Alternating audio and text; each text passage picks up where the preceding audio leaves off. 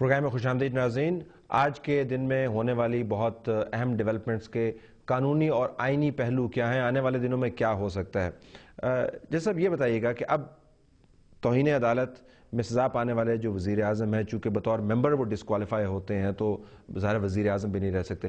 اعزاز یہ کہہ رہے تھے کہ وہ جو پروسیس ہے ڈسکوالیفیکیشن کا, کیا وہ آٹومیٹک ہوگا یا اس کی جو ڈٹرمینیشن ہے وہ پھر چیف الیکشن کمشنر کو یا الیکشن کمیشن کو کرنی ہوگی؟ جی, میں نے آپ سے پہلے ذکر کیا تھا, بریک سے پہلے آپ سے میں ذکر کیا تھا کہ آٹومیٹک نہیں ہوگی. آٹومیٹک نہیں ہوگی. اس کا جو پروسیس ہے ڈسکوالیفائی ہونے کا ممبرشپ کا, وہ پروسیس فالو ہوگا اور ایونچولی وہ ڈسکوالیفائی ہو جائیں گے. لیکن ایونچولی ڈسکوالیفائی ہو جائیں گے, ایونچولی ہو جائیں گے.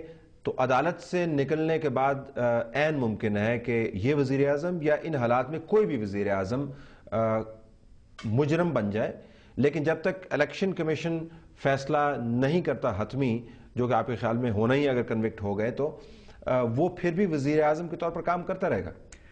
دیکھیں, یہ تو ایک مورل چیز ہے نا. اگر ایک کوئی وزیر اعظم کنوکٹ ہو جاتا ہے تو کوئی بھی آدمی وتھ سیلف رسپیکٹ وہ کنٹینیو نہیں کرے گا. اینی بڈی, آپ ایک دفعہ کنوکٹ ہو گئے اور ملک کے وزیر اعظم ہیں تو عام طور سے اس سچویشن میں جو وزیر اعظم کوئی بھی ہو تو وہ ریزائن کر دے گا موسٹلی.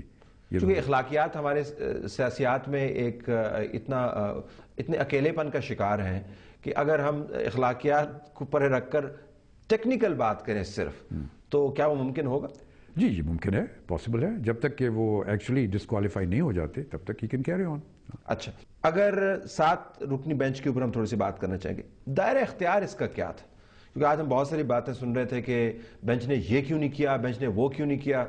اس بینچ کا جو یہ تمام پروسیڈنگ سن رہا تھا, اس کا دائرہ اختیار کیا, اس کا مینڈیٹ کیا؟ دیکھیں, یہ بینچ جو ہے اس نے شروع کی ہیئرنگ اپنی کافی, میرے خیال میں 2 سال پہلے سے شروع کی تھی ہیئرنگ, اور اس میں انہوں نے جو کہ ججمنٹ ڈاکٹر مبشر کے کیس کی جو ججمنٹ تھی, اس میں جو چیزیں ڈائریکشنز دی گئی تھیں اس کی امپلیمنٹیشن کے متعلق اس میں کیسز آئے سامنے. اس میں کچھ اور بھی بعد میں جو مثلاً عدنان خواجہ کا کیس اور دوسرے کیسز جو ہیں, جو ایک قریشی اسماعیل قریشی اور وہ ایک جو ڈائریکٹر FIA وغیرہ کا کیسز جو تھے, یہ سب اس میں شامل ہو گئے تھے. تو یہ وقتاً فوقتاً 2010 سے یہ ایشوز چلتے رہے. اس میں ملک قیوم کا بھی کیس تھا موجود, اور اس میں امپلیمنٹیشن ججمنٹ کا سوئس کیس کا یہ بھی موجود تھا. یہ سب چیزیں چلتی آ رہی تھیں. یہاں اس سے چلتے چلتے جب 2011 میرے خیال میں 3 تاریخ کا جو آرڈر تھا, 3 جنوری کا جو آرڈر تھا, اس میں finally court came to conclusion, ان کا انف از انف. اب ہم اس نتیجے پہ پہنچ گئے ہیں کہ جو سپریم کورٹ کا جو آرڈر تھا, ججمنٹ تھی ڈاکٹر مبشر کیس میں, وہ امپلیمنٹ نہیں ہو رہی ہے. اور نہیں ہو رہی ہے تو انہوں نے کہا کہ اب ہم یہ سب چیزیں کر سکتے ہیں. انہوں نے 6 آپشنز بتا دیے کہ یہ چیزیں ہم کر سکتے ہیں, اور اس واسطے انہوں نے نوٹسز ایشو کر دیں. اور انہوں نے کہا کہ یہ اٹارنی جنرل صاحب سے کہا کہ آپ پرائم منسٹر صاحب کو بتا دیں, سب کو بتا دیں. اور پھر اس کے بعد جب نیکسٹ ہیئرنگ ہوئی, اس میں اٹارنی جنرل صاحب نے آ کے کہا کہ جی ہمیں تو کوئی انسٹرکشن نہیں ہے. انہوں نے کہا میں 2 بجے رات تک بیٹھا رہا ٹیلی فون کھول کے اپنا, لیکن کسی نے مجھے انسٹرکشن نہیں دی. اس صورت میں پھر کورٹ کے پاس کوئی چارہ نہیں تھا کہ کچھ ایکشن لیں. تو اس وقت پھر کورٹ نے یہ کہا کہ ہم کنٹیمپٹ آف کورٹ کی نوٹس ایشو کر رہے ہیں. تو بنیادی طور پر یہ جو بینچ جو تھا یہ NRO کیس کی تعمیل کا معاملہ اٹھایا ہوا تھا, لیکن چونکہ تعمیل نہیں ہو پائی تو ان کو کنٹیمپٹ کی پروسیڈنگز کرنی پڑی. جی, چونکہ دیکھیے آئین میں یہ طریقہ ہے, 204 آئی تھنک آرٹیکل 204 ہے کنٹیمپٹ آف کورٹ.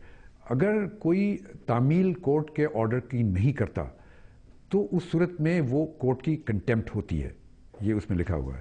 تو انہوں نے پھر ایک یہ حربہ تھا ان کے پاس, اس کو امپلیمنٹیشن کرنے کے لیے ان کے پاس یہ ایک حربہ رہ گیا کہ, اور وہ بھی for a person like prime minister, اب اس کے علاوہ اور تو کچھ کر نہیں سکتے تھے, تو انہوں نے یہ آرڈر پاس کیا. پھر تو اس بینچ کے پاس ہم نے یہ بھی آج سنا ہے کہ پرائم منسٹر کو چھوٹ کیوں نہیں دے دی انہوں نے. پرائم منسٹر پاکستان ہے آخرکار, الیکٹڈ مینڈیٹڈ پرائم منسٹر ہیں.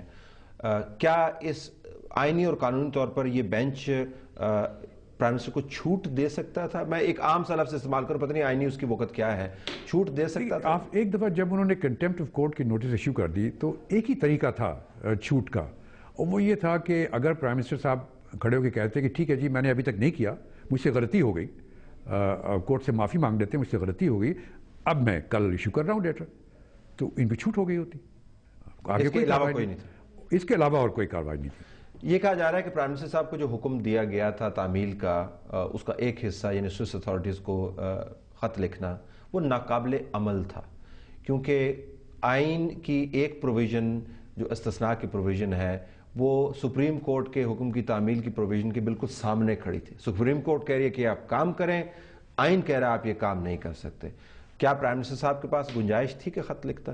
As an observer former justice? دیکھیے یہ تو چونکہ میں اس پہ کامنٹ نہیں کروں گا، چونکہ یہ معاملہ سب جوڈس ہے، یہ تو کورٹ نے ڈٹرمن کرنا ہے ٹھیک۔ کہ آیا جو انہوں نے کیا ہے کنٹیمپٹ آف کورٹ کے جس چارجز پہ لگے ہیں اس میں وہ جو ان کی پلی ہے وہ صحیح تھی کہ غلط تھی، اس پہ میں کامنٹ نہیں کروں گا، لیکن میں ٹیکنیکلی آپ کو بتا دیتا ہوں کہ دیکھیے وہ کہ ناقابل عمل کی بات نہیں تھی، چونکہ ایک دفعہ کورٹ کا آرڈر پاس ہو جائے اور وہ بھی جو سپریم کورٹ کا آرڈر، اور وہ پھر ریویو ہو چکی، اس کی ریویو بھی ہو چکی، جو لاسٹ حربہ تھا وہ بھی ہو چکا، اب سپریم کورٹ کا آرڈر کو اوبے کرنا لازمی ہے، یہ ایک آئین میں لکھا ہوا ہے، لازمی ہے، اور ہر ایک انسٹیٹیوشن وہ سپریم کورٹ کی مدد کے لیے آنا چاہیے، اس کو امپلیمنٹ کرنا چاہیے۔ تو اب ایک دفعہ آرڈر ہو گیا، اب ان کے پاس کوئی گنجائش نہیں، وہ بھی 17 ججز جو فل بینچ یعنی فل کورٹ 17 ججز کا آرڈر تھا، اس میں کوئی امینڈمنٹ کچھ نہیں ہو سکتا، تو اس کے خلاف کچھ ہو ہی نہیں سکتا، اس کو لازمی ان کو اس کو ایکسیپٹ کرنا ہے، اس کو امپلیمنٹ کرنا ہے۔ اس نقطے پہ رکیے، اگر ناظرین بریک کے بعد آتے ہیں تو میرا ایک ضمنی سوال بھی اور اہم سوال ہے۔